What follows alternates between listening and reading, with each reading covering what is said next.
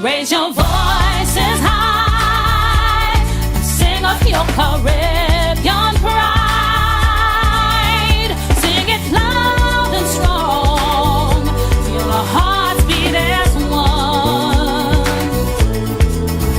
Celebrating song as we rise to heights where we belong.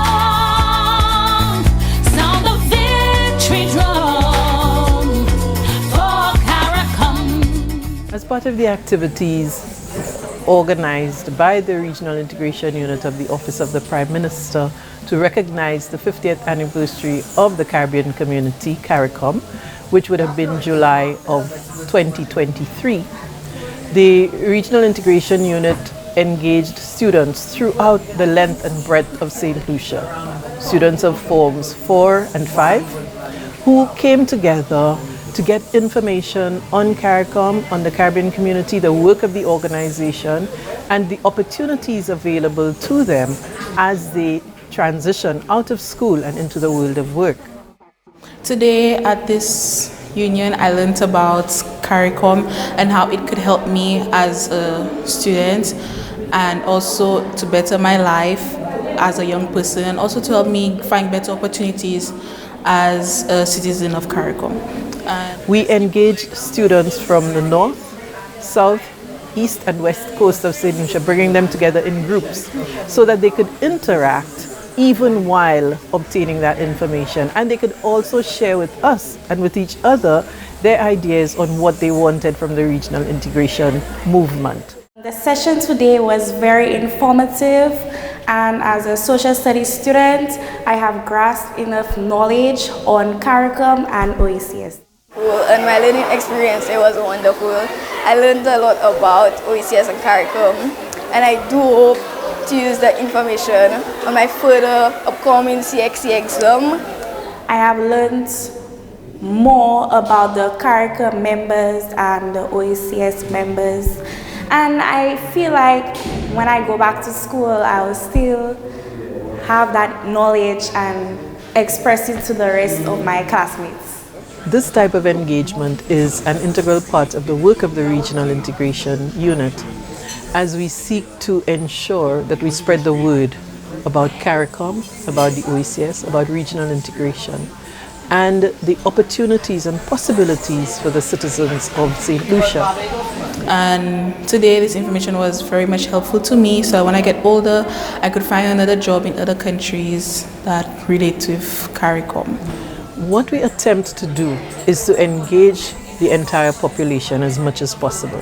And so starting with the students is critical. These are our young people. These are in fact the generation that needs to know what can happen next. As students who are making decisions about their lives, 4th form, 5th form, so where are they going to move to next? What is available to them, not just in St. Lucia anymore, but throughout all of the member states of the Caribbean community that are participating in the CARICOM single market and economy. Today's session was very informative. I learned a lot about OECS and CARICOM. I learned how it can benefit me as a student and as a citizen of both CARICOM and OECS. We covered material relating to the free movement of people, what this means, and what are the categories of nationals who can move, who are the skilled nationals to which we often refer. How do you establish a business in another Caribbean country? How do you move to offer your services if you want to offer your services by moving, or how do you do so from the country in which you are located to a country elsewhere?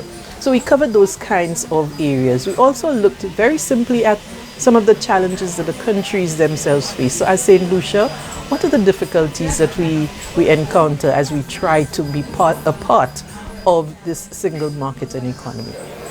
Today in the ambassador's presentation, I learned about the CARICOM and OECS countries, in which the way that they operate and function.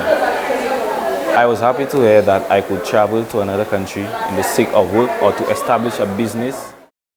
I enjoyed the way the ambassador taught us about regional integration, how she interacted with us. She made it both informative, interactive, and this activity really sets the groundwork It is the first one that we have undertaken in quite some time. We did start working with students and with the public and private sector a few years ago, perhaps prior to COVID.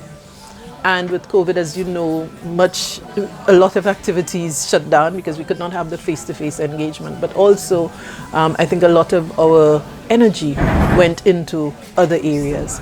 So now we look at this series of engagements with students as the jump-off point for us. We anticipate that we will have within the near future a team from the CARICOM Secretariat here with us to continue the promotion of our public education work, and also to ensure that this is not a one-off, but this is just the start of an ongoing, again, another process of engagement of our people.